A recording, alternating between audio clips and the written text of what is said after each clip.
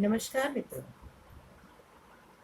आज पुनः आपसे बात करने के लिए आपके बीच में आई हूँ।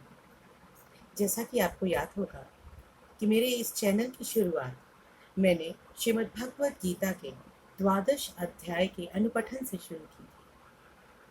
तो उसके पश्चात बहुत से मित्रों के मुझे फ़ोन आए, बहुत से जिज्ञासुओं के मुझे फ़ोन आए और उनका ये कथन था कि गृहस्थी में रहते हुए हम किस तरह से उस परम सत्ता का अनुभव कर सकते हैं। गृहस्थ धर्म निभाते हुए हम किस तरह से ईश्वर की भक्ति कर सकते हैं। या उसमें से कुछ लोग ये कहना चाहते थे कि क्या ईश्वर की भक्ति पाने के लिए हमें कहीं बाहर जाना पड़ेगा, गृहस्थ छोड़ना होगा, तो क्या करें, कौन सा मार्ग उचित है। तो उनके इन्हीं प्रश्नों का मंथन कर रही थी, उनके इन्हीं प्रश्नों के ऊपर सोच रही थी। तो एक छोटी सी कविता का सृजन हुआ उस परमपिता परमात्मा की प्रेरणा से, और शायद इस कविता के माध्यम से मेरे उन सभी मित्रों को अपने सवालों के जवाब भी मिल जाएंगे। तो आज इस चैनल पर मैं आपको अपनी उस कविता का उच्चारण करके बताती हूँ। और इससे पहले मेरा आपसे निवेदन है कि मुझसे इसी तरह जुड़े रहने के लिए कृपया करके मेरे YouTube चैनल को लाइक करें, सब्सक्राइब करें, शेयर करें और बेल आइकन को दबाना ना भूलें, ताकि आपको मेरी नई वीडियो का पता चल सके। तो आइए श्रवण करते हैं मेरी एक नई कविता। रात्रि के दूसरे प्रहर, दिमागी स्त्री हुई मुखर। यहाँ मैंने दिमागी स्त्री कहा है। हो सकता है आपके मन में ये प्रश्न आए कि दिमागी स्त्री क्या होता है।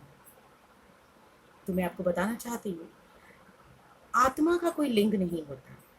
जैसा कि हम सभी जानते हैं, हम सबके अंदर जो जीव है उसका कोई लिंग नहीं है। ये तो हमें जैसा चोला मिल गया, हमने अपने आप को वो समझना शुरू कर दिया। तो इसीलिए मैंने यहाँ पर उच्चारित किया दिमागी स्त्री। तो रात्रि के दूसरे प्रहर, दिमागी स्त्री हुई मुखर। मेरा भी तो अधिकार है सत्य की खोज पर। आखिर पुरुष ही क्यों बुद्ध होता है, आखिर पुरुष ही क्यों बुद्ध होता है। क्या ये सत्य भी लिंग भेद करता है। इसकी खोज की खातिर, अर्थात सत्य की खोज की खातिर, परम सत्ता की खोज की खातिर, इसकी खोज की खातिर जो घर छोड़ जाता है, सर आंखों पर बैठाकर समाज उसे बुद्ध बनाता है। उठता नहीं सवाल कोई उसके घर छोड़ जाने पर, उठता नहीं सवाल कोई उसके घर छोड़ जाने पर। सिखाता नहीं कर्तव्य कोई उसे गृहस्थ धर्म निभाने पर, सिखाता नहीं कर्तव्य कोई उसे गृहस्थ धर्म निभाने पर। क्योंकि जानता है ये समाज, जानता है ये समाज बहुत मजबूत होती है स्त्री, जानता है ये समाज बहुत मजबूत होती है स्त्री, सब कुछ संभाल लेगी, घर बाहर परिवार को पर उफ ना करेगी।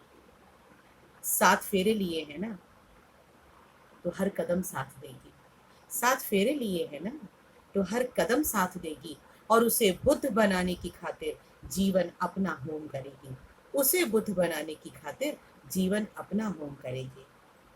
पर उसे नहीं है अधिकार सत्य को पाने का, उसे नहीं है अधिकार सत्य को पाने का, और सत्य के लिए घर परिवार को छोड़कर बुद्ध हो जाने का। मेरी बात को यहाँ समझिएगा, सत्य को पाने के लिए घर परिवार को छोड़ना स्त्री के लिए उचित नहीं है, यही आपने यहाँ समझा। पुनः कहती हूँ, पर उसे नहीं है अधिकार सत्य को पाने का, और इस सत्य के लिए घर परिवार को छोड़कर बुद्ध हो जाने का। क्योंकि गृहस्थ ही है आधार है, गृहस्थ ही आधार है परम सत्ता को पाने का। मेरे प्रिय सखियों, मेरे प्रिय मित्रों और प्रिय श्रोताओं, उस परम सत्ता को पाने के लिए जो सबसे अच्छा आधार है वो तो गृहस्थ धर्म ही है।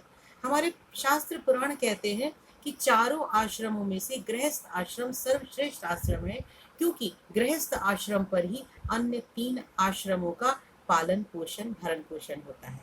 तो इसीलिए गृहस्थ ही आधार है परम सत्ता को पाने का, लहरों से उलझकर ही तो मजा है पार जाने का। तो मन की खोज पर तुम पूर्ण विराम लगाओ, मन की खोज पर तुम पूर्ण विराम लगाओ। तुम स्त्री हो, पहले गृहस्थ धर्म निभाओ। छोड़ो सत्य की खोज का ड्रामा, छोड़ो सत्य की खोज का ड्रामा।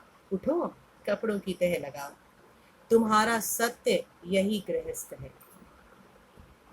यही संदेश देना चाहती हूँ, और शायद मुझे ईश्वरीय प्रेरणा से यही संदेश मिला है कि तुम्हारा सत्य यही गृहस्थ है, क्योंकि तुम्हारा हर आराध्य गृहस्थ की ही तो उपज है। तुम्हारा हर आराध्य गृहस्थ की ही तो उपज है। कर्म, ज्ञान और भक्ति का जो अति सुंदर विन्यास है, कर्म, ज्ञान और भक्ति का जो अति सुंदर विन्यास है, सदगृहस्थ जीवन ही स्त्री का श्रेष्ठ संन्यास है। सदगृहस्थ जीवन ही स्त्री का श्रेष्ठ संन्यास है।